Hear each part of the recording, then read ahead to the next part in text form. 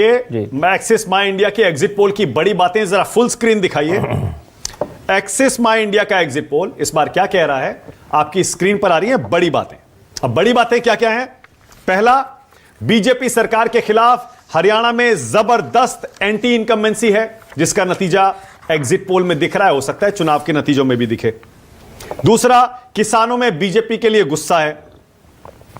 तीसरा, कांग्रेस को सबसे ज्यादा वोट किसानों का ही मिला है। बिल्कुल। चौथा, कांग्रेस को जाट, मुस्लिम, दलित का जोरदार समर्थन है। यह आ गई आपकी स्क्रीन पर बड़ी बातें एक्सिस माई इंडिया के एग्जिट पोल की। फिर पांचवा है, कांग्रेस को 18 से 35 की उम्र का ज्यादा वोट मिला है, जबकि 36 से ज्यादा के लोगों को बीजेपी ज्यादा रास आई है। गांव में कांग्रेस ने बीजेपी को पछाड़ा है, शहरों में बीजेपी कांग्रेस से थोड़ा आगे है। फिर जाट, किसान, नौजवान और पहलवान, यही है जो कांग्रेस को जिता रहे हैं। महिलाओं का बीजेपी को कांग्रेस से 2% ज्यादा वोट मिला है। बीजेपी को ओबीसी और ब्राह्मण का ज्यादा वोट मिला है। एक और बड़ी बात, दुष्यंत चौटाला के खिलाफ इस बार इतना गुस्सा कि इस बार उनका सुपड़ा साफ हो जाएगा। उनकी अपनी सीट बचाना भी उनके लिए मुश्किल हो रहा है। जेजेपी का 70% वोट कांग्रेस को शिफ्ट हो रहा है और 15 से 20% वोट आईएनएलडी बीएसपी को जा रहा है।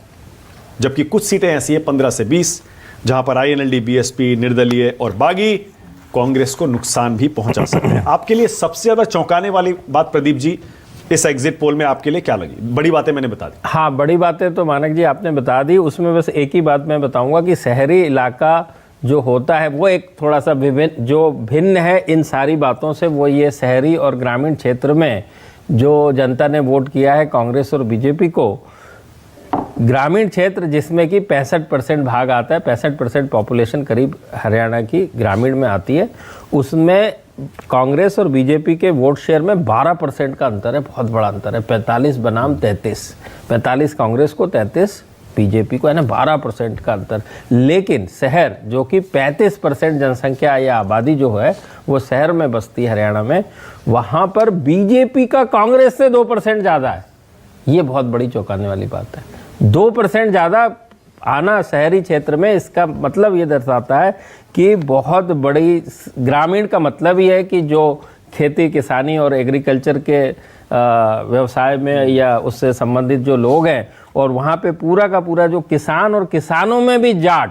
आप ये देखिए कि जाट के बिना हरियाणा की कल्पना कर पाना मुश्किल है।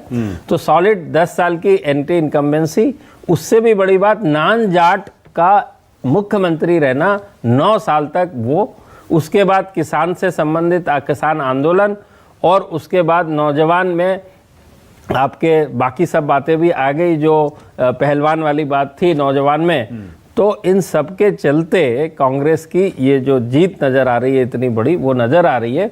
और इस बार हुआ ये 9 साल जाट, नॉन जाट सीएम का मतलब क्या हुआ? 14 के चुनाव में ये हुआ था कि बीजेपी को केवल 33% वोट मिले थे, लेकिन 46 सीटें मिली थी, सरकार बनाई थी, सिंपल मेजॉरिटी। वो ये इसलिए हुआ था कि 24% वोट इनेलो को मिले थे, आईएनएलडी को, और 21% वोट मिले थे कांग्रेस को। कांग्रेस को कब मिले थे इनेलो से? स्प्लिट हो गया था, स्प्लिट, शार्प स्प्लिट। हाँ। तो उसलिए 46 सीटें बीजेपी। 19 में क्या हुआ? 19 में नई पार्टी बनाई दुष्यंत चौटाला ने, जेजेपी, और चुनाव लड़ा, और 10 सीटें और 15% वोट उन्होंने लिया और 2% इनेलो को मिला। तो वो जो 24 था थर्ड पार्टी का, कांग्रेस बीजेपी को छोड़ के, वो 24 से उठ के 17 हो गया, 15 और 2। उसके चलते क्या हुआ कि बीजेपी की 46 से 40 आ गई।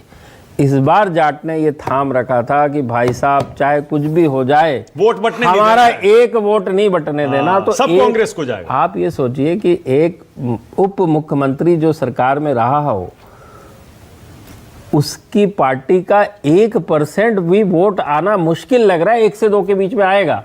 तो इसको आप क्या देखते हैं कि कितना बड़ा कंसोलिडेशन हुआ है जाट का, और उसके चलते आप ये देख पा रहे हैं कि जो कांग्रेस का वोट शेयर है सीधा 29 से जंप मार के 43 के करीब मिलता दिख रहा है, जो कि bulk of it is coming from आपके जेजेपी से। ओके।